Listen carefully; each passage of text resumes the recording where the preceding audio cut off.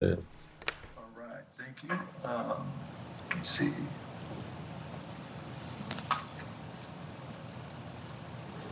Mike, go ahead. Hey, LeBron, I just wanted to ask you about KCP down the stretch there. You grabbed the rebound off Jimmy's miss, push in transition, see him in the corner. Just wonder, all the teammates you've had, you know which guys are going to be capable for those moments in the finals game. What you thought of that and his effort overall? I think at the end of the day, if you're on the floor in crunch time, then I believe in you. Who's ever out on the floor with me, I believe can make plays. And tonight was a case in point of KCP. A guy who stays ready, who works on his craft. And like you said, you know, that three in front of their bench was a huge three. And obviously the drive at the end of the shot clock was two big back-to-back plays, you know, in the fourth quarter where we needed to continue to score versus team. I think it was after game two that you made the comment that it's not just enough to win the game. You guys want to be great. This game was one where defensively you guys were great, and then there was a lot of sloppiness early offensively with the turnovers. I'm just wondering if there's a certain point, like, does there come a point where you stop striving for that winning in a great way, and it's just enough to get the wins? Or is that not until Well, it's two different things. It's kind of two different things, two different points you're making. You never stop striving to be perfect or be great. Not going to happen, but that don't mean you still don't strive to be as great as you can be every night. Now, you know, every game has its own, adjustments and things of that nature. And tonight was one of those games where we had to win on the defensive end and make some timely shots. But I think when you start thinking like, okay, well, I can't be great tonight, or we can't be great tonight, okay, we just have to figure it out, then you sell yourself short. And for me personally, I would never do that as long as I lace them up and put on a uniform. But I love what we did tonight. Allison?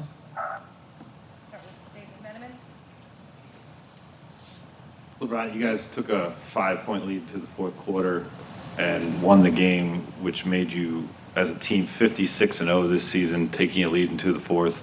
What does that say about the makeup of your team, and do you take any pride in being on a team that can possess that stat? Well, I think the fourth quarter obviously is winning time. You got 12 minutes to buckle down defensively with the lead, try to hold that lead, and then you have to execute offensively. And obviously didn't know the stat, coming into tonight, but for us, that's just the mindset. You know, we got 12 minutes, and if we have the lead, it's our job to outscore the opponent or hold them to less points as us, which is the same exact thing. You know, and because if we win the quarter, we win the game, and that's kind of been our mindset all year long. I know you talked about AD's great games and said that's who AD is, but in the last 2 days, from where he sort of told us after Game 3, he felt like it could have been more aggressive to the guy he was after hitting that shot with 39 seconds left, beating his chest. What did you see in sort of his just getting back to that place where he can be the player that he can be?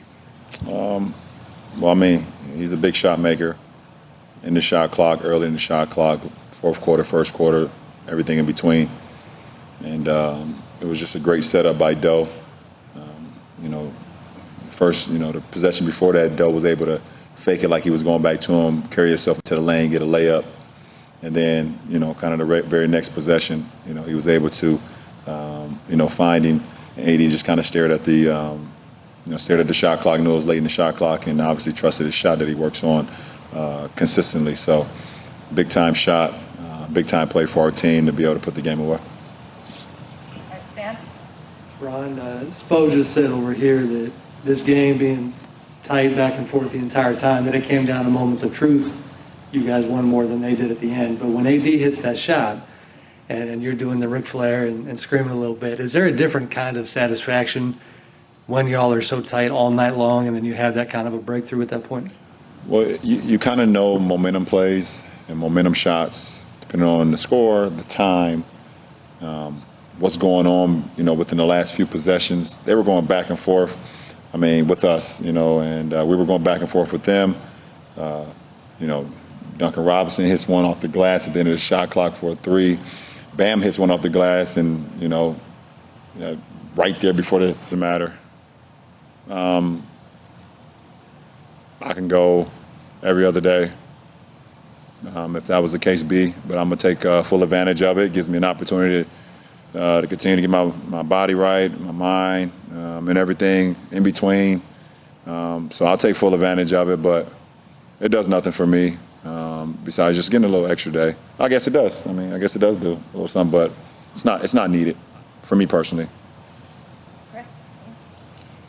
Bron, when I believe it's like the third game of this series where you guys have called for a challenge in the first half. Today it was the right, you got it overturned, the right call. But when do you as a player feel like it's time to, do a challenge so early in the game? Like, when do you weigh the pros and cons of doing it so early?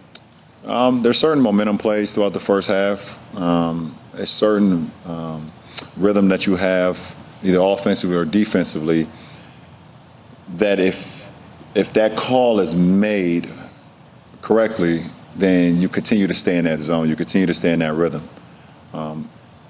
And if the call is wrong, it can throw you off of your rhythm.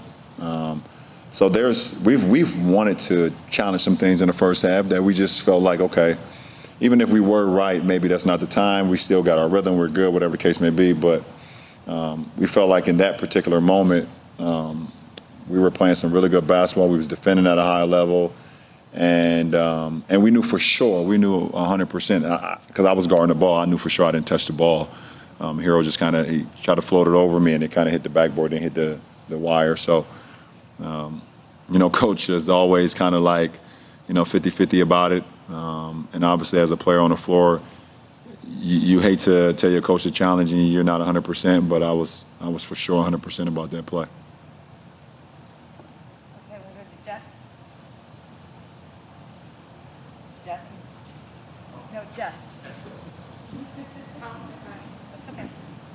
Thank you. LeBron, in mentioning fourth quarter being winning time, you played just about every second of the fourth quarter in this series. One, given score, are you just predetermined that you're going to play all 12 minutes? And then, what is it about the fourth quarter and your performance and a sense of urgency that might be just a little different than the previous three quarters? For me, at this point in the season, I don't care about rest. I really don't. I don't care about sleep. I don't care about resting throughout the game. And obviously I come out the game, Coach has a rhythm and a rotation that we live by and we go by. But I don't care about resting, because I can rest in a week max if it happens to go there. I can rest for a month straight, which I won't do because of who I am. You guys know that. But if I can rest then. I can sleep 8 hours and get up and eat and then go right back to sleep if I want to. All right, Morgan? KCP and Markeith both talked about a text that you sent saying that this is a must-win game. What was it about today that prompted you to do that? When I woke up from my nap this morning after our team meeting, I just felt that. I felt that vibe. I felt that pressure. I felt like for me personally, this was one of the biggest games of my career. And just wanted to relay that message to my teammates, the type of zone I was in, the type of moment it was, because I just know how great of a team that we're playing against. And after the Game 3 win, the confidence that they had, that they still have, even after tonight's loss, they're just a gritty, so damn well-coached team. But I feel like if we want to be a championship ball club, if we really want to be, it's just my mindset. Kind of still in it. Obviously, my mind kind of working right now. last two questions. Dan? LeBron, Anthony's versatility on defense is a weapon that allowed Frank to kind of make the switch and say, he can start possessions on him.